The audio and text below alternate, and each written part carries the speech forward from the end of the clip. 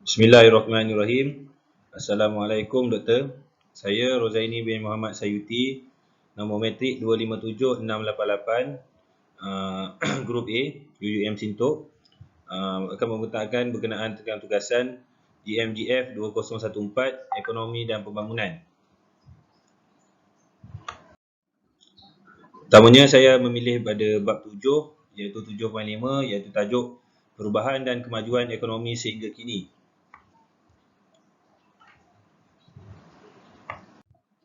Pengenalan. Malaysia merupakan ekonomi ketiga terbesar di Asia Tenggara. Selepas Indonesia, Thailand, ekonomi Malaysia kini menunjukkan tanda-tanda pemulihan. Walaupun mungkin perlahan, terdapat banyak punca pelaburan langsung asing berminat untuk melabur di Malaysia. Selaras mencapai Malaysia 2020, pelaburan langsung asing ini adalah senjata ekonomi yang kuat bagi meningkatkan aktiviti ekspor dan kesedaran masyarakat. Pelaburan langsung dianggap bermanfaat kepada negara kerana ia memperkenalkan inovasi, teknologi baru, kemahiran dan menambah modal dan menambah baik keadaan buruk. Pula menyatakan pelaburan langsung asing merupakan pemacu utama pertumbuhan ekonomi negara. Pelaburan langsung asing dicermin dalam akaun modal BOP Rahman 2016. Dasar ekonomi baru. Matlamat adalah mewujudkan peluang pekerjaan dan memanfaatkan kemudahan awam peluang pekerjaan pada orang asli selain pertanian. Usaha penswaswataan Malaysia juga adalah sebahagian daripada dasar ekonomi.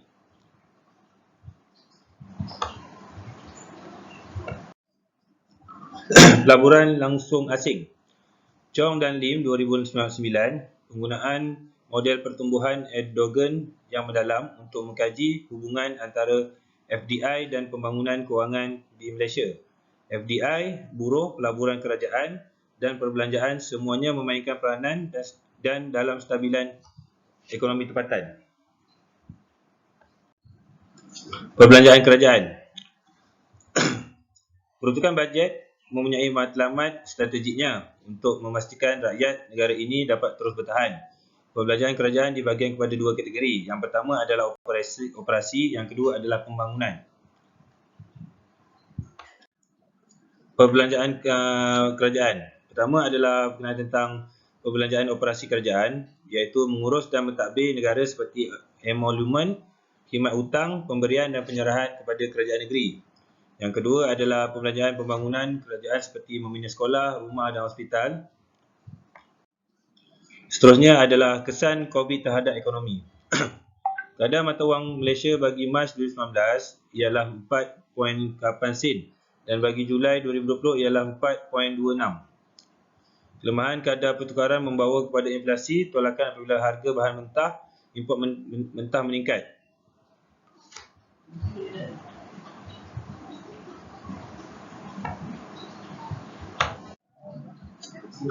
Kesan ekonomi terhadap ekonomi. Kadar pengangguran Malaysia pada 2019 ialah 3.3 atau 508,200 menganggur. Kadar pengangguran ialah 3.2% pada Januari 2020 dan terus meningkat sehingga Mei 2020 iaitu 5.3%. Ini bukan perkara yang baik kerana permintaan buruh semakin berkurangan. Cadangan. Penerimaan coronavirus dan ekonomi security dari Amerika Syarikat ianya adalah program bantuan ekonomi COVID-19 perbelanjaan 2020. Akta CARES ini membangun sumber insurans pengangguran, menyediakan untuk PKS dan penjagaan kesihatan. Cadangan kedua adalah melaksanakan dasar fiskal agar mengembang dengan memanjang bantuan kewangan sedia ada kepada firma kecil dan sederhana IKS. Kerajaan telah menyediakan 13.8 bilion subsidi gaji kepada 4.8 juta pekerja dan PKS. Pemberian voucher rakyat bagi menggalakkan aktiviti perniagaan tempatan semasa wabak coronavirus. Peruntukan tunai tidak berkesan kerana orang ramai tidak menggunakannya seperti yang dicadangkan. Cadangan. Seterusnya adalah melaksanakan dasar fiskal agar mengembang dengan membanyakan bantuan kewangan sedia ada pada firma kecil.